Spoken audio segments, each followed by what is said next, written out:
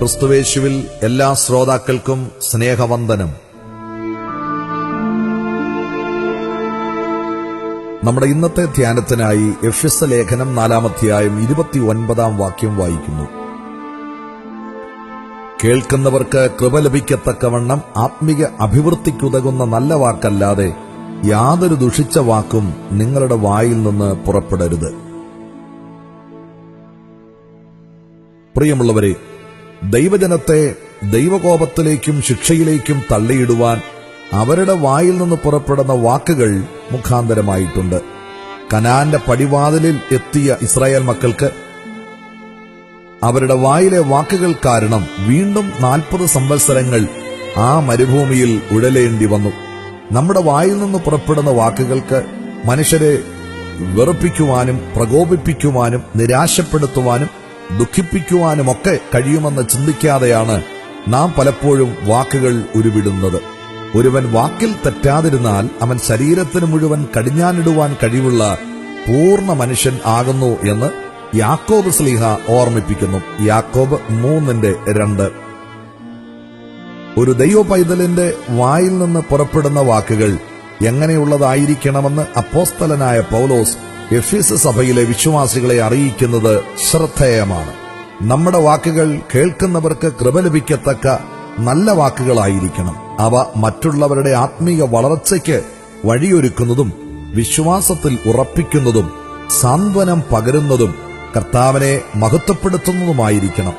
യാതൊരു ദുഷിച്ച വാക്കും നമ്മുടെ വായിൽ നിന്ന് പുറപ്പെടരുതെന്ന് അപ്പോസ്തലൻ കർശനമായി നിഷ്കർഷിക്കുന്നു. വായിൽ നിന്ന് പുറപ്പെടുന്ന വാക്കുകൾ ദൈവകോപം വരുത്തിവെക്കുവാൻ ഇടയാകാതിരിക്കുവാനാണ് യഹോവേ, എന്റെ വായ്ക്ക് ഒരു കാവൽക്കാരനെ നിർത്തണമേ, എന്റെ അധര കവാടം സംരക്ഷിക്കണമേ എന്ന് ദാവീദ് പ്രാർത്ഥിക്കുന്നത്. 141-ാം സങ്കീർത്തനം 3-ാമത്തെ വാക്യം. സന്തോഷത്തിലും സന്താപത്തിലും സംഘർഷത്തിലും കോപത്തിലും ക്രോധത്തിലുമെല്ലാം ഒരു ദൈവ പൈതലിൽ നിന്ന് ഉയരുന്നത് നല്ല വാക്കുകൾ മാത്രമായിരിക്കും.